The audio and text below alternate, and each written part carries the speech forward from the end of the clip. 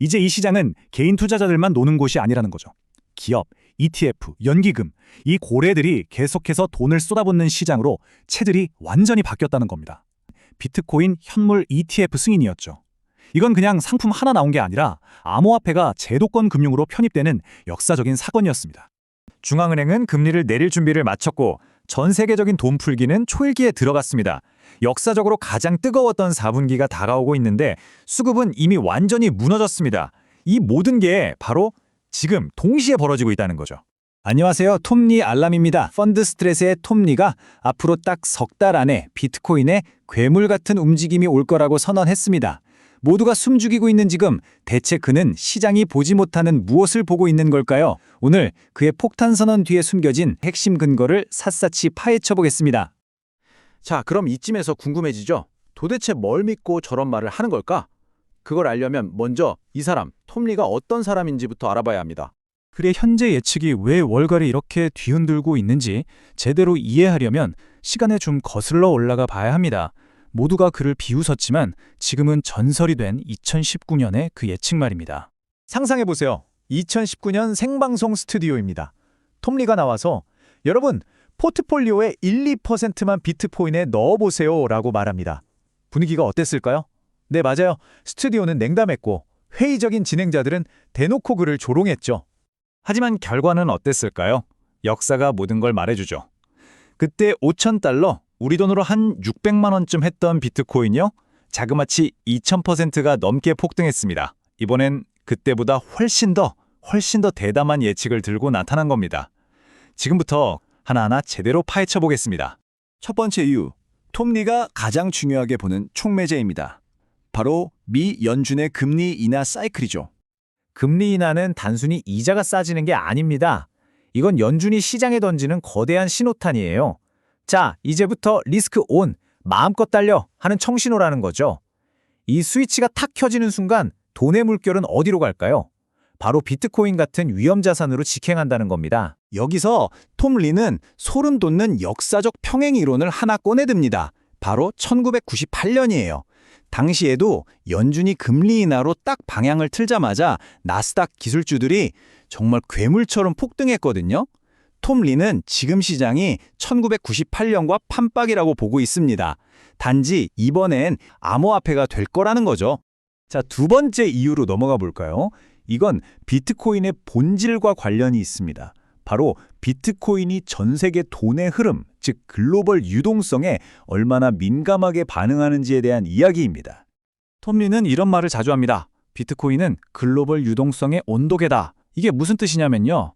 전 세계 중앙은행들이 돈을 찍어내기 시작하면 그 열기를 가장 먼저 그리고 가장 정확하게 측정하는 게 바로 비트코인 가격이라는 겁니다. 그리고 톰 리의 눈에는 지금 거대한 유동성의 쓰나미가 몰려오고 있다는 겁니다. 중요한 건 이 파도가 미국 한 곳에서만 오는 게 아니라는 점이에요. 유럽, 일본, 심지어 중국까지. 마치 약속이라도 한 것처럼 전 세계가 동시에 돈풀기 경쟁에 돌입하는 그런 거대한 동조화 현상이 코앞에 닥쳤다는 분석입니다. 세 번째 근거는 어찌 보면 좀 더 직관적입니다. 암호화폐 시장에 아주 오랫동안 나타났던 강력한 패턴, 바로 계절성입니다. 이 표를 한번 보세요. 뭔가 일관된 흐름이 보이지 않으세요? 역사적으로 비트코인은 희한하게도 4분기, 그러니까 10월, 11월, 12월에 가장 강력한 모습을 보여왔습니다. 특히 상승장에서는요, 평균적으로 30%에서 50%까지 오르는 건 예사였죠.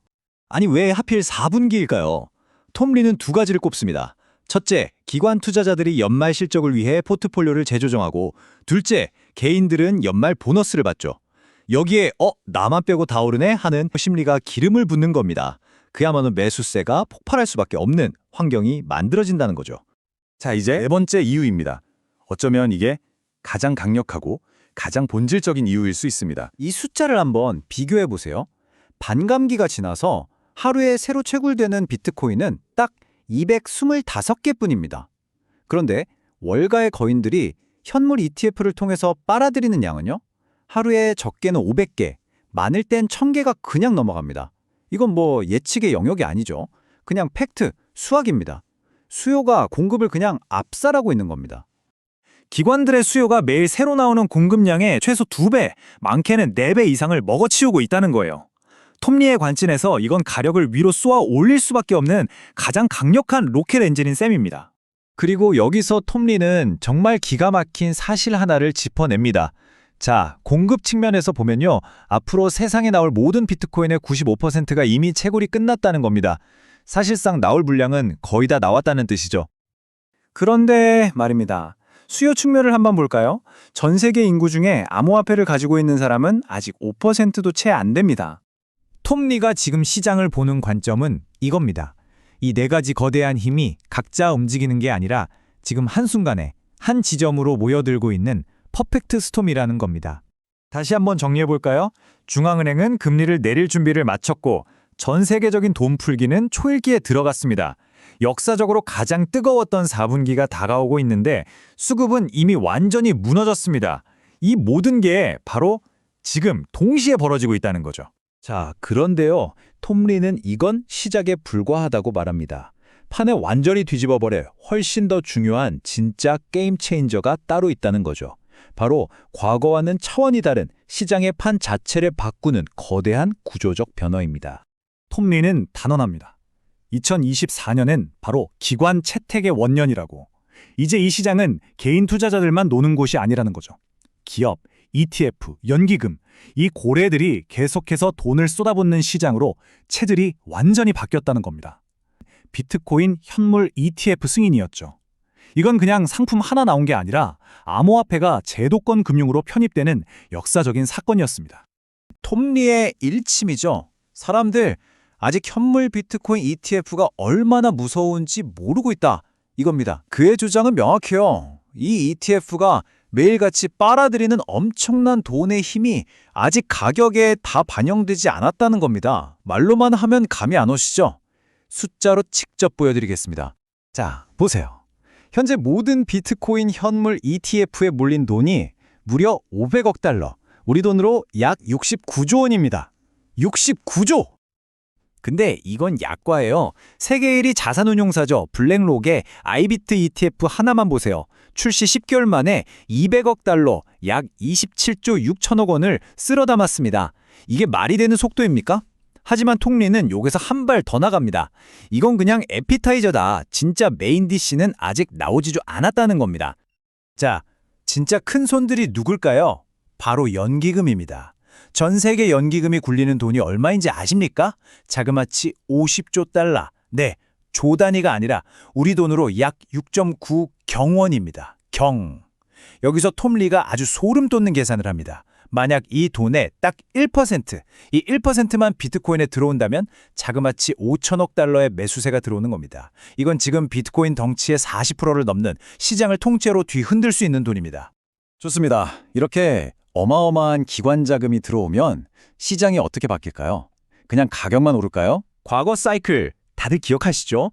반감기 지나면 한 1, 2년 바짝 오르다가 정점 찍고 나면 지옥 같은 하락장, 소위 크립토 윈터가 찾아왔잖아요. 톱니의 분석은 이겁니다. 이제 그런 겨울은 없다는 겁니다. 왜? 기관이라는 엄청난 큰 손이 계속해서 밑에서 받쳐주니까요. 가격이 좀 빠진다 싶으면 바로 매수세가 들어오면서 하락을 막아버리는 거죠. 결과적으로 변동성은 줄어들고 저점은 계속 높아지고 조정은 짧고 굵게 끝나는 새로운 시장이 열린다는 겁니다. 자, 그럼 가장 중요한 부분이죠. 그래서 뭘 사야 하냐? 이 엄청난 기회 앞에서 톱니는 어떤 전략을 제시할까요? 그의 포트폴리오 우선순위를 한번 들여다보겠습니다. 톱니의 투자 우선순위입니다. 의외로 1순위는 나스닥 100, 즉 기술주입니다.